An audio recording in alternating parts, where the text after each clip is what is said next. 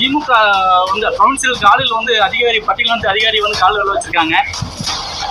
அண்ணாமலை கண்டனம் தெரிவிச்சிருக்காங்க. அதுக்கு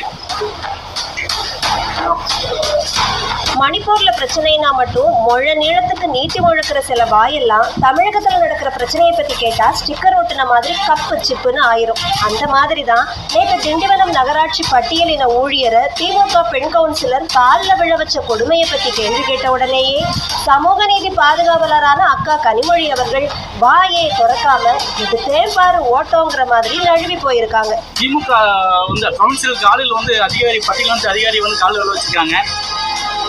அண்ணாமலை கண்டனம் தெரிவிச்சிருக்காங்க. அதுக்கு சொந்த கட்சிக்குள்ளேயே சமூக நீதியை கொண்டு வர முடியாத இவங்க தான் தமிழ்நாட்டை தலைகீழா மாத்த போறாங்களான்னு மக்கள் இனியாவது சிந்திச்சா நாடு உருப்படும்.